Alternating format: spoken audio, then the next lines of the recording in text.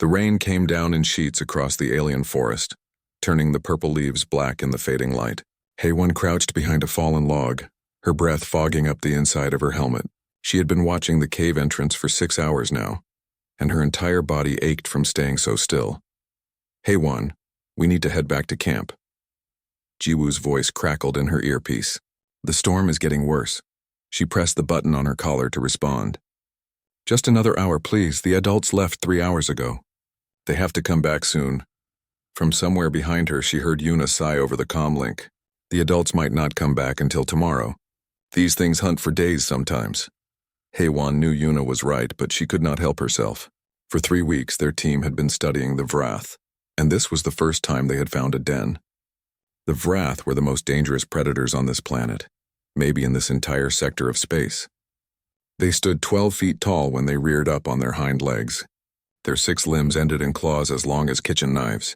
Their jaws could crush steel. But nobody had ever seen their babies. Nobody even knew if they had babies or if they laid eggs or if they did something else entirely. Every species that tried to study them ended up losing researchers. The Vrath did not like visitors. HFY had joined this mission because she wanted to understand them. She believed that every creature, no matter how dangerous, had reasons for what they did. She wanted to know how they lived, how they raised their young, what made them more than just killing machines. I am staying tonight, she said into the comm. I will set up a shelter right here. If the adults come back after dark, I can record it. There was a long pause. Then Daehyun spoke up. That is a terrible idea. If those things come back and find you here, you will be dead before we can reach you. They will not even know I am here. I have the scent blockers on. My shelter has thermal shielding. I will be invisible to them. Another pause. HFY could imagine the 3 of them back at base camp, looking at each other, trying to decide if they should order her to return or let her stay.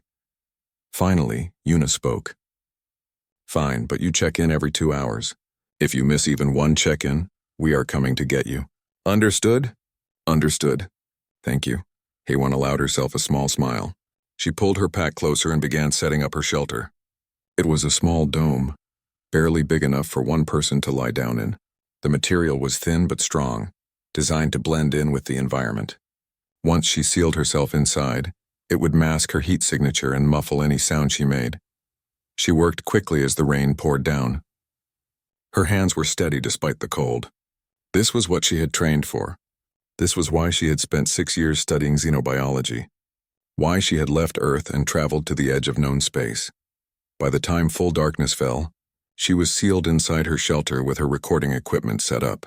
She had a clear view of the cave entrance through the one-way viewing panel. She ate a cold meal bar and drank some water. Then she took a mild sedative, just enough to help her sleep for a few hours. She had not slept well in 3 days, too excited about finding the den. Before the sedative kicked in, she made her first check-in with the team.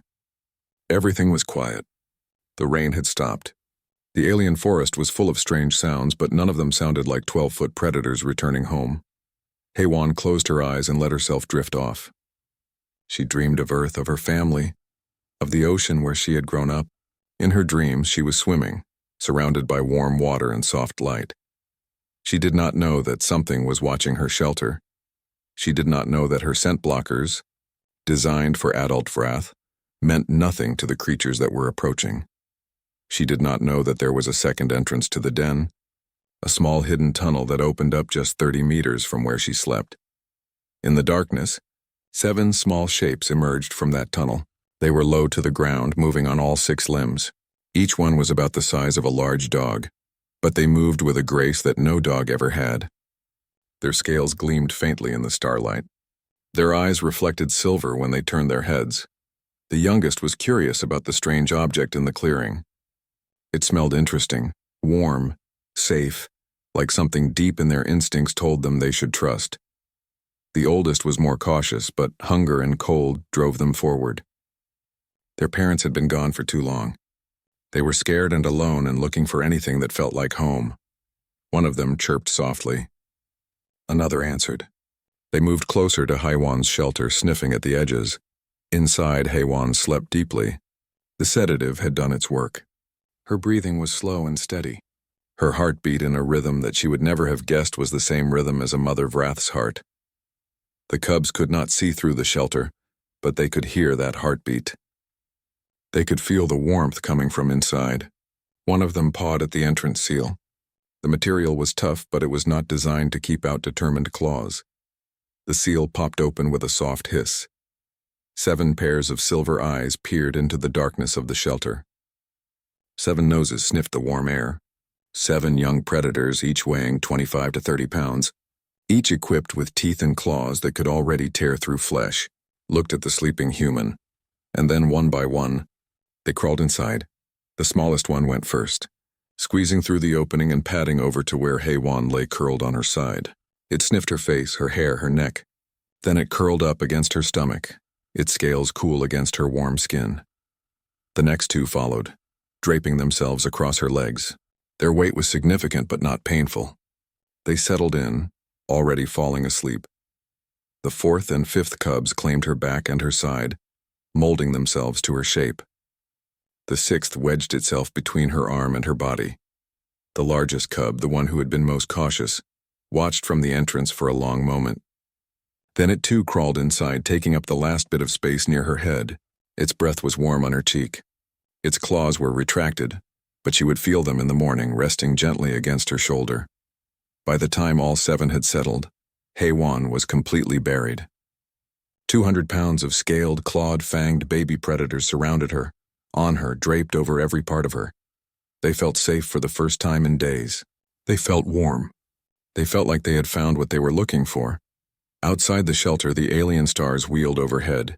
The forest sounds continued, indifferent to the strange scene inside the small dome. HFY slept on, unaware. She would not stay unaware for long. Dawn was 3 hours away. HFY woke up because she could not breathe properly. Her first confused thought was that something had gone wrong with her shelter, that maybe it had collapsed in the night. But that did not make sense. The shelter was rated for much worse conditions than a simple rainstorm. Her second thought was that she was having a nightmare. She tried to move her arms and found that they were pinned. She tried to move her legs and they would not budge. There was weight on her chest, her stomach, her back, pressing down from every direction. Then she heard the breathing. Not one breath, many breaths. All around her, close enough that she could feel warm air moving across her face and neck, close enough that she could smell something wild and animal and definitely not human. Her eyes snapped open. Silver eyes stared back at her. Large silver eyes, slit-pupiled just inches from her nose. Behind those eyes were rows of teeth, small but sharp, visible because the creature's mouth was slightly open. HFY wanted to scream, but she could not get enough air in her lungs.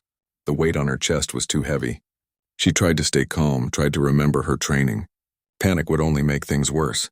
Whatever this was, she needed to assess the situation before she reacted. Slowly, carefully, she moved her eyes without moving her head. The creature in front of her had scales, dark purple and black arranged in overlapping patterns. It had a long snout and small pointed ears that were currently pressed flat against its skull. It was making a soft rumbling sound, almost like a purr. With growing horror, HFY realized what she was looking at. This was a Vrath. A young one, not full-grown, but still a Vrath, which meant the weight on her chest was probably another one. And the weight on her legs, and her back, and everywhere else. She was buried under Vrath cubs. Her heart started to pound hard enough that she was sure they could feel it. Any second now they would attack. Any second now those teeth would close on her throat. She would die here in this shelter alone, killed by the very creature she had come to study. But the seconds passed and nothing happened. The cub in front of her just kept staring at her with those silver eyes. Its rumbling got a little louder. Then very slowly it closed its eyes and rested its head on her shoulder. HFY stopped breathing entirely for a moment. That was not attack behavior. That was not even threat behavior. That was comfort behavior. The cub was treating her like she was safe, like she was family. Very carefully, she tried to move her right hand. It was trapped under another cub, but she managed to shift it a few inches. The cub made a squeaking sound but did not move away. She could feel its scales under her palm, cool and smooth. She could feel it breathing. Okay, she whispered to herself. Okay, think, why are they not eating me? The cub stirred at the sound of her voice. Several heads lifted. She counted at least 4, maybe 5 of them visible from her current position. They all looked at her with those same silver eyes. They all seemed curious but not aggressive. One of them, smaller than the others, crawled forward until it could sniff her face. Its breath smelled like meat and something else, something sweet and strange. HFY held perfectly still while the cub investigated her. Its nose was cold and wet against her cheek. Then it made a happy chirping sound and licked her face with a tongue that felt like rough leather. Despite everything, despite the fear and the confusion and the very real danger she was in, HFY felt something inside her chest relax just a little bit. These babies were not trying to hurt her. They were treating her like she belonged here. She needed to contact her team. Slowly, trying not to startle the cubs, she moved her left hand toward her collar where her comm button was located. But her hand only made it a few inches before she realized the collar was gone. She looked down as much as she could and saw it lying on the shelter floor several feet away. The cubs must have knocked it off during the night. Of course, she muttered. The largest cub, the one resting its head on her shoulder, made a questioning sound. HFY turned her eyes to look at it. This one was bigger than the others, probably the oldest of the group. Its scales were darker, its eyes more focused. It was watching her carefully as if trying to figure out what she was. "Hi," HFY said softly. "I am HFY. I am not going to hurt you. I promise." The cub tilted its head. It understood that she was making sounds even if it did not understand the words. It shifted its weight a little bit, and HFY was able to take a deeper breath. That was better. She could think more clearly when she could breathe. She needed to figure out what to do. Her team would expect a check-in soon. When she did not respond, they would come looking for her. But if they came and saw her covered in wrath cubs, what would they do? Would they try to shoot the cubs to save her? That would be a disaster. These babies had not hurt her, and she did not want them hurt. But she also could not stay like this forever. The cubs were heavy and she needed to use the bathroom, and she was starting to feel very uncomfortable. "Okay," she said to the cubs. "I need you to move. Just a little bit. Can you do that?" She tried to sit up. The cubs immediately pressed down harder, making worried sounds. The smallest one climbed onto her chest and put its face right against hers as if telling her to stay still. "I am not leaving," HFY said. "I just need to move." She tried again, pushing a little harder. The cubs resisted, but they did not attack. They just seemed confused and worried. After a minute of struggling, HFY managed to get herself into a sitting position. The cubs immediately rearranged themselves, draping over her lap, leaning against her side, still maintaining constant contact. It was then that she noticed how young they really were. Their scales were still soft in places. Their claws were sharp but small. They could not be more than a few weeks old. And they were alone. She could hear them making soft distress sounds now that she was moving around. "Where are your parents?" she asked quietly. The cubs did not answer, of course, but their behavior told her enough. These babies had been alone for a while. Long enough to be desperate for warmth and comfort. Long enough to accept a human as a substitute for their missing mother. HFY felt her heart break a little bit. She knew how dangerous wrath were. She knew these cubs would grow up to be apex predators that could kill her without effort. But right now they were just scared babies who had found someone warm to cuddle with. She reached out slowly and touched the nearest cub, running her hand along its back. It leaned into her touch, making that rumbling purr sound again. Another cub pushed its head under her other hand, demanding attention. "This is insane," HFY said to herself. "This is the most insane thing I have ever done." But she kept petting them. And they kept purring. And somehow, sitting in a tiny shelter with 7 baby predators who could kill her, HFY felt safer than she had in weeks. Outside, the sun was rising. The forest was waking up. And somewhere in the distance, Jiwoo was probably looking at his watch and wondering why HFY had not checked in yet. She needed to find her comm device. She needed to tell her team what was happening. She needed to figure out how to explain that she could not come back to base camp because she was currently being held hostage by the cutest, deadliest babies in the galaxy. But first, she was going to sit here for just a few more minutes. She was going to pet these cubs and let them purr against her. She was going to memorize every detail of this moment, because she knew that no one would ever believe it had happened. One of the cubs yawned, showing all of its needle-sharp teeth. Then it settled back down with its head in her lap and closed its eyes. HFY smiled despite herself. "Yeah," she said softly. "I know how you feel." She was exhausted too, and terrified, and confused. But underneath all of that, she felt something else. Something she had not expected to feel. She felt chosen. Jiwoo checked his watch for the 10th time in as many minutes. Haewon was now 40 minutes late for her check-in. He stood at the edge of base camp, staring out into the forest in the direction of the Wrath Den.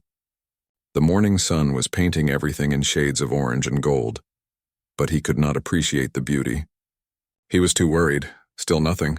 Yuna asked, walking up beside him. Nothing. I have tried calling her 8 times. No response. Yuna frowned and crossed her arms. Her calm could be broken. Or maybe she is just sleeping and forgot to set an alarm. Or maybe she is dead, Daehyun said flatly, joining them. He was already wearing his tactical gear and carrying his rifle. We need to go now. Every minute we wait is a minute she might be dying. We do not know that, Yuna said, but her voice was uncertain. Jiwoo felt his stomach twist with anxiety. He and Haewon had been friends since training. They had joined this mission together. If something had happened to her, if those creatures had found her in the night, he would never forgive himself for letting her stay out there alone. I am going, he said firmly. You can come with me or not, but I am going right now. Yuna nodded. We all go, but we go carefully. Daehyun, keep your weapon ready, but do not fire unless we are under direct attack. We do not want to start a fight with adult Wrath if we can avoid it. The 3 of them gathered their gear and headed into the forest. Jiwoo led the way, following the path markers that Haewon had left the day before. His heart was pounding and his hands were sweating inside his gloves. He kept imagining what they might find. Blood. Torn equipment. Nothing at all. It took them 20 minutes to reach the area where Haewon had set up her shelter.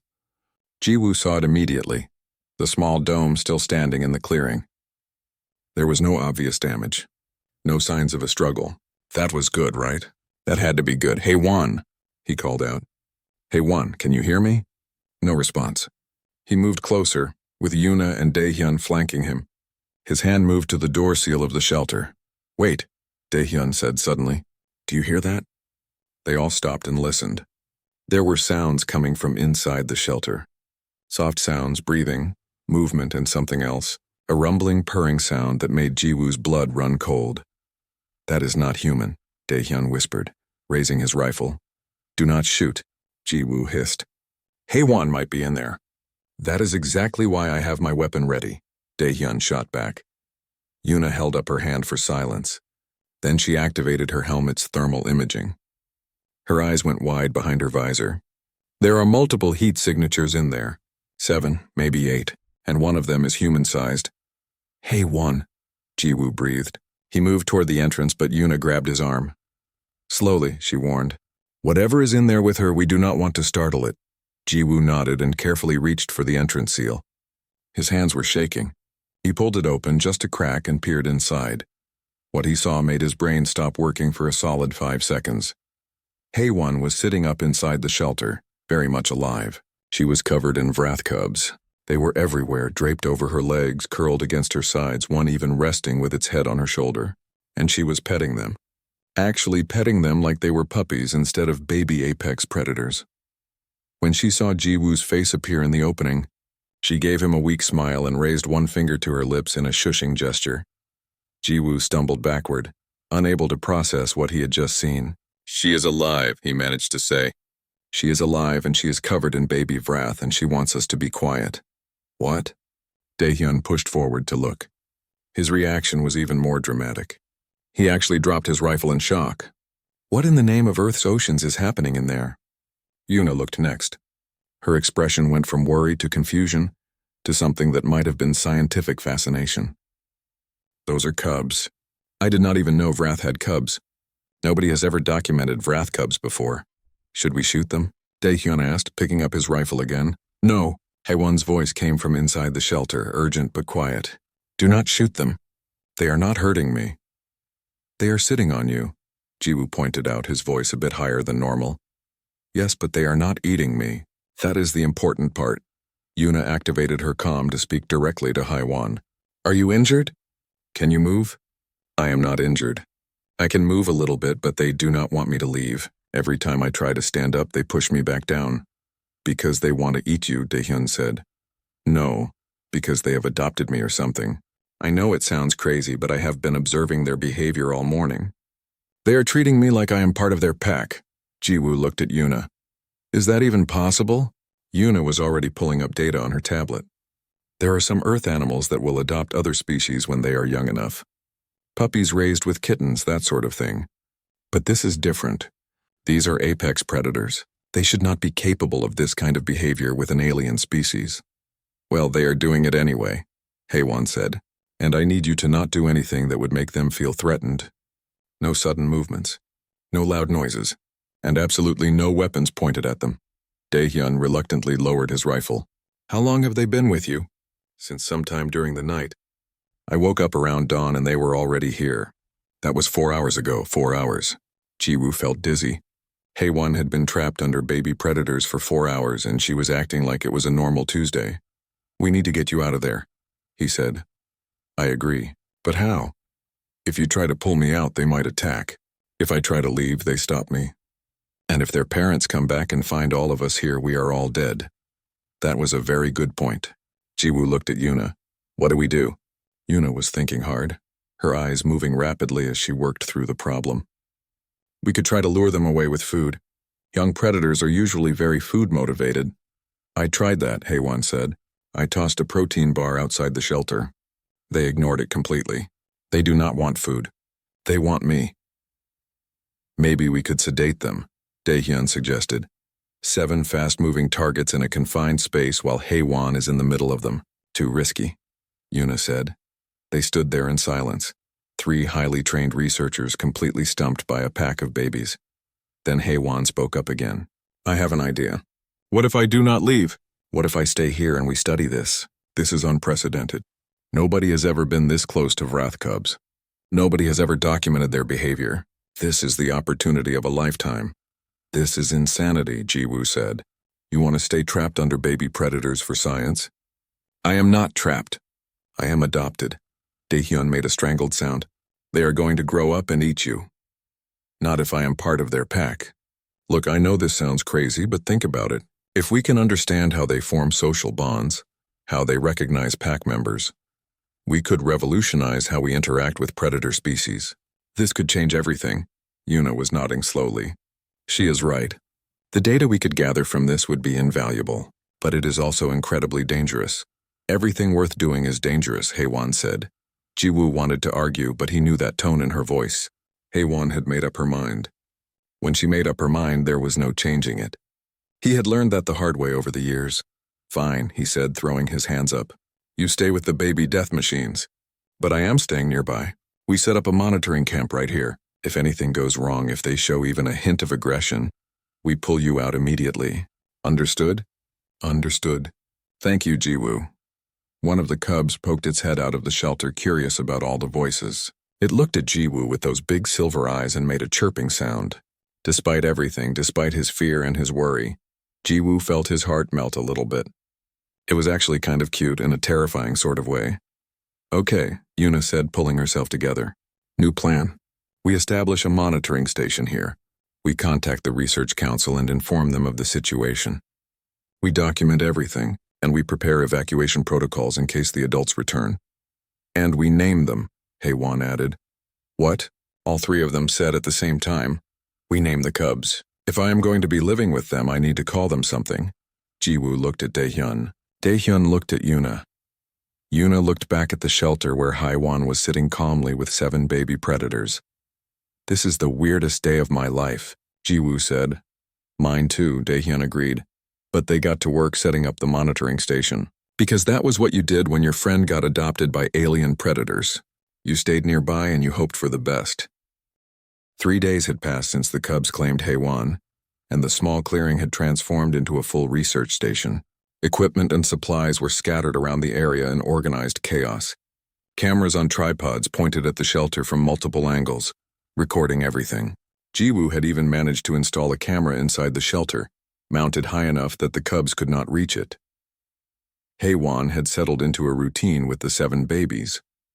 They allowed her to move around inside the shelter now, as long as she did not try to leave. She could eat, drink, and take care of basic needs in the privacy corner they seemed to understand was hers.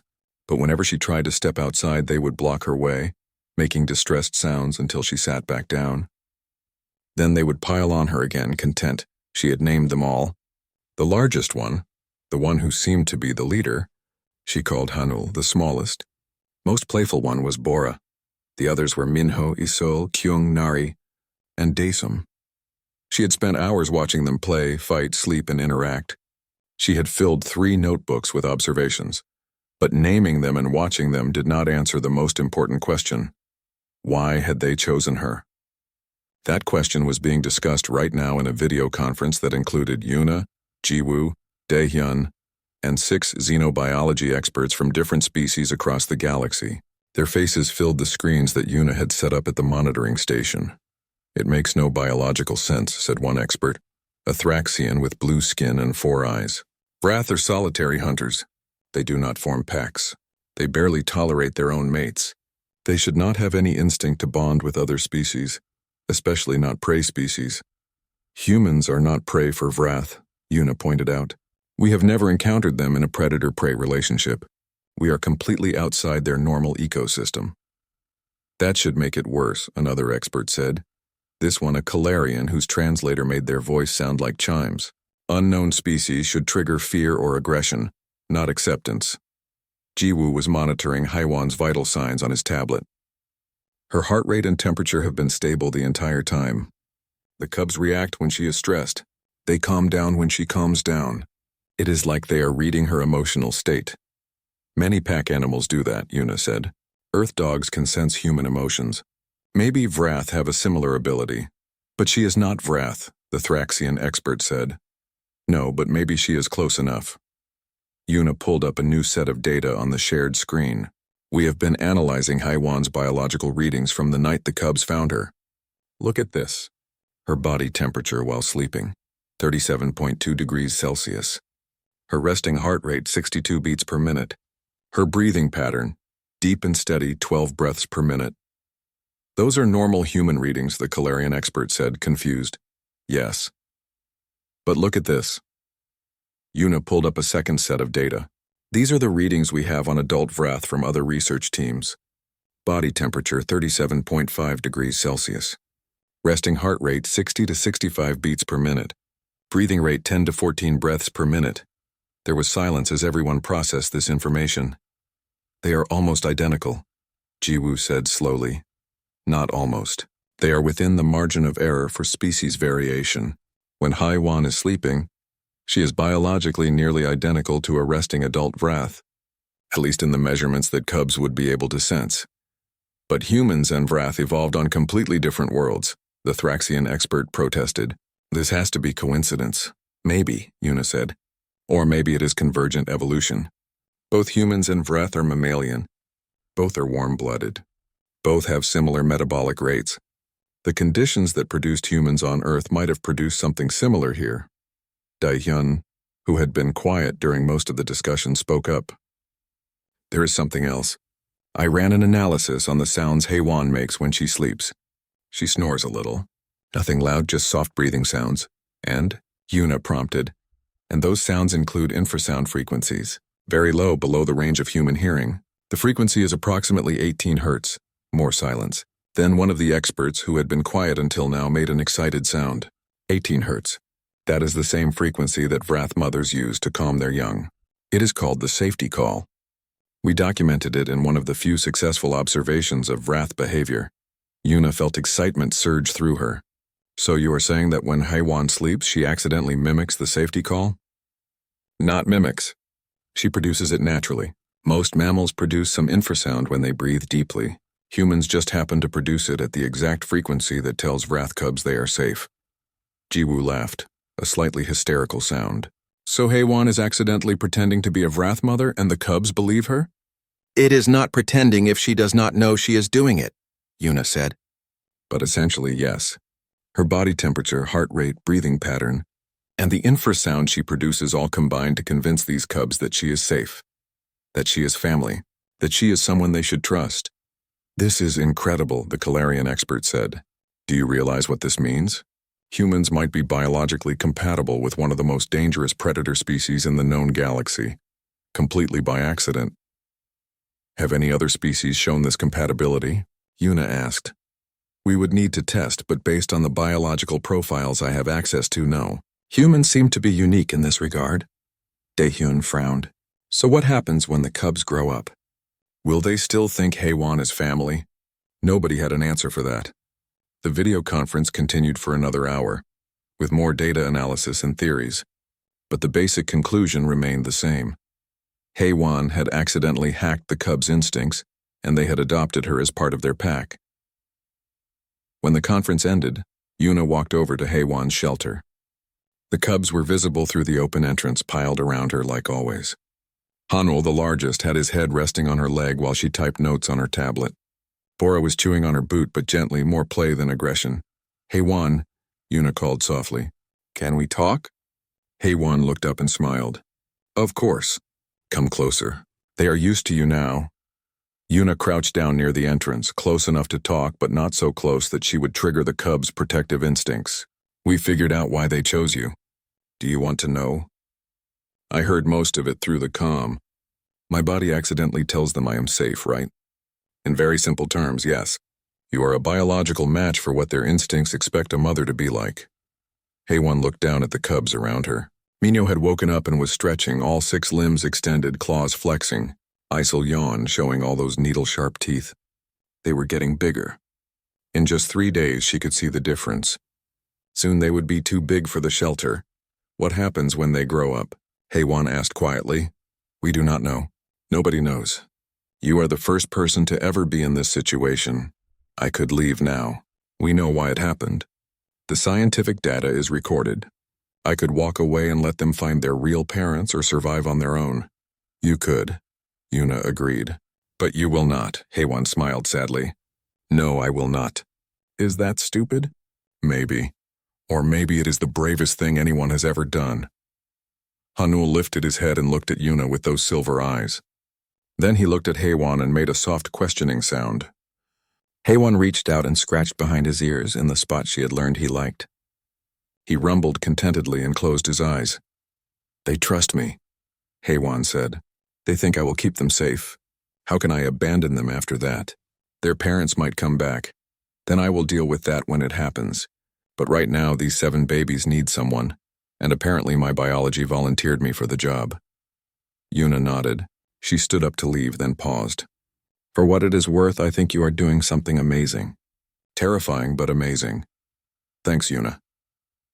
That night, as the alien stars came out and the forest filled with sounds, HFY lay in her shelter surrounded by her pack of baby predators. They were getting more confident, more playful.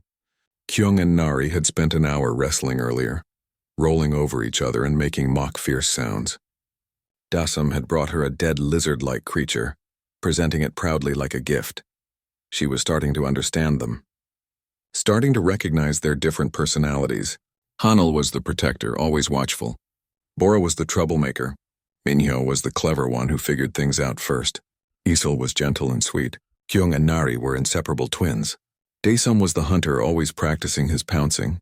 They were not just baby predators anymore. They were her baby predators, her pack, and she was theirs. Outside, Jiwoo sat at the monitoring station watching the screens.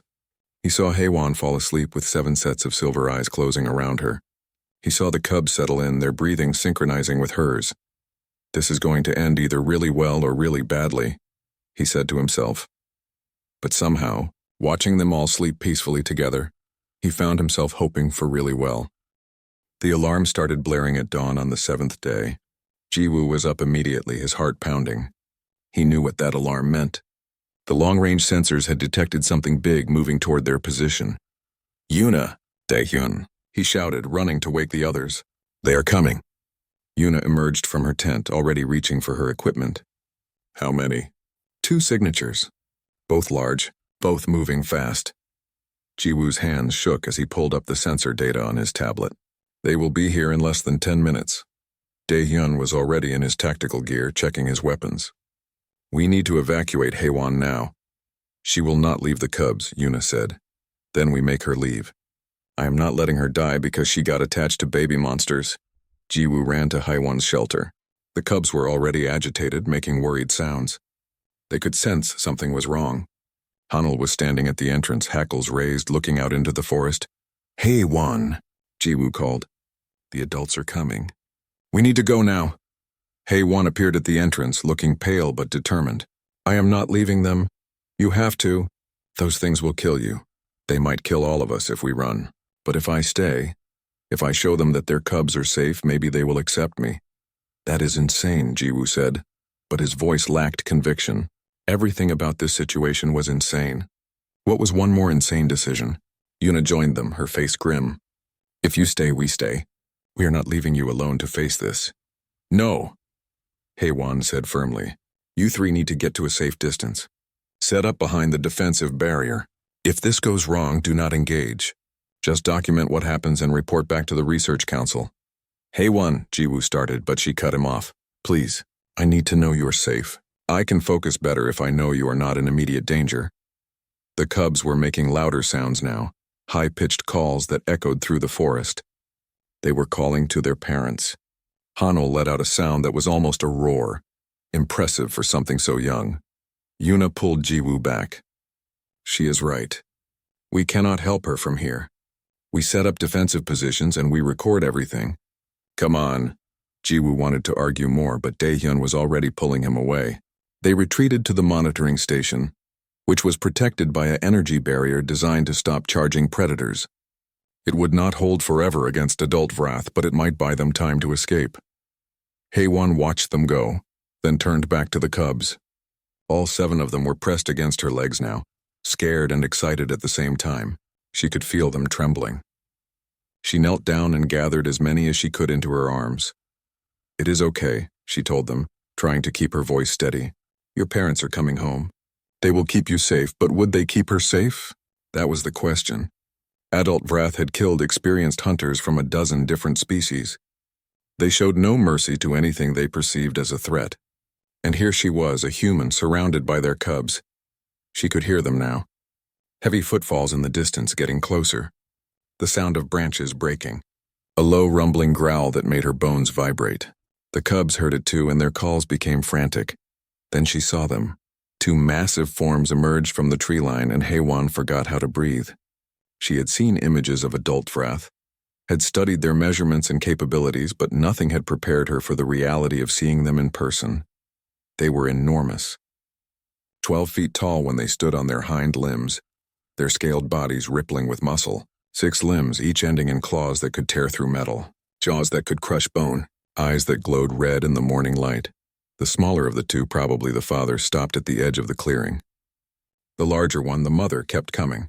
She was focused entirely on the shelter, on her cubs, on the strange alien creature that was holding them. The cubs surged forward, breaking free from Haewon's arms. They ran to their mother, chirping and squeaking, climbing over each other in their excitement. The mother lowered her head to sniff them, checking each one carefully. Her rumbling became deeper, more content. Haewon stayed very still. She wanted to run. Every instinct she had was screaming at her to run.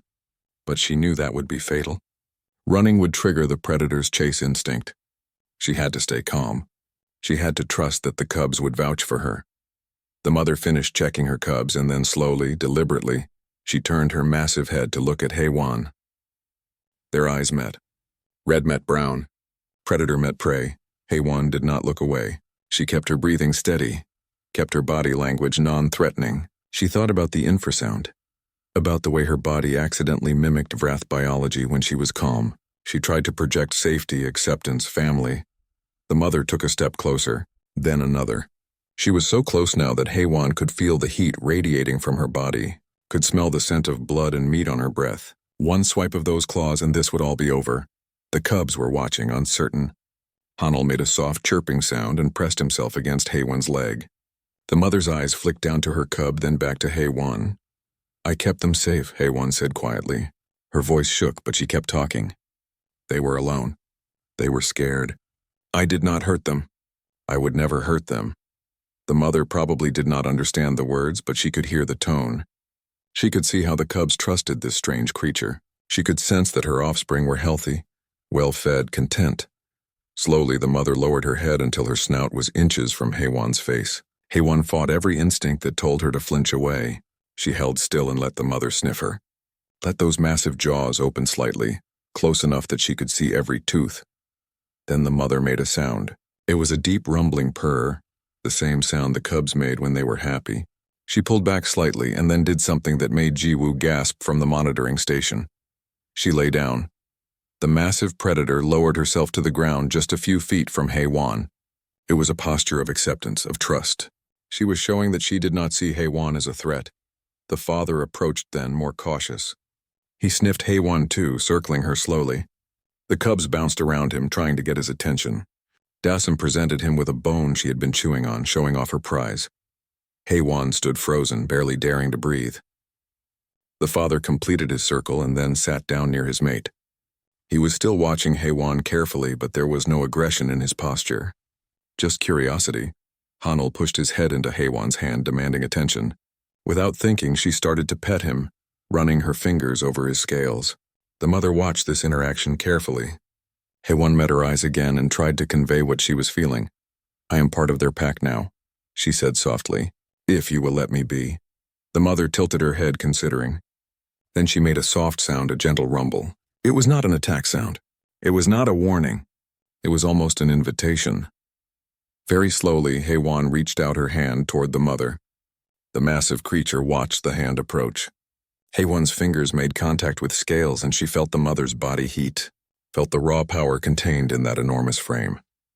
She stroked the mother's snout gently, the same way she had been petting the cubs. The mother's eyes half closed. Her rumbling got louder. Behind her, Haewon could hear Jiwoo making shocked sounds over the comm. She could not blame him. She was shocked too. She was petting an adult Vrath, an apex predator that could kill her without effort, and the Vrath was letting her. Bora climbed onto the mother's back, making happy sounds. Minyo and Isul were wrestling near the father's feet. Kyung and Nari were already falling asleep again, exhausted from the excitement. It was a family scene, peaceful and normal, except for the fact that one member of the family was human. The mother stood up suddenly and Haewon tensed. But the Vrath just moved closer to the shelter, looking inside. She made a questioning sound. Haewon understood. The shelter was too small for all of them now. "I can sleep outside," Haewon said. "With all of you?" She moved to the edge of the clearing, to a spot where the ground was soft and covered in moss. The cubs immediately followed her. The mother and father exchanged a look, some kind of communication that Haewon could not interpret. Then they followed too. The mother lay down first, creating a windbreak with her large body. The father positioned himself on the other side. The cubs piled into the space between them, and they pulled Haewon in with them. Within minutes, she was surrounded by warmth and scales and gentle breathing. She was in the center of a Vrath pack, protected by creatures that could kill her, trusted by babies that knew nothing of the danger they represented, accepted by parents that had every reason to see her as a threat. At the monitoring station, Jiwoo watched the thermal imaging display. 9 heat signatures all pressed together in one large group. 8 Vrath and 1 human, all sleeping peacefully. "I do not believe what I am seeing," Daehyun said. "Record everything," Yuna ordered, but her voice was filled with wonder. "Every single second. The scientific community needs to see this." "This changes everything," Jiwoo said. "If humans can bond with Vrath, if we can be accepted into their packs, then maybe we can coexist with them. Maybe this planet does not have to be off limits forever." "Maybe," Yuna agreed. "Or maybe Haewon is just special." Either way, she just did something impossible.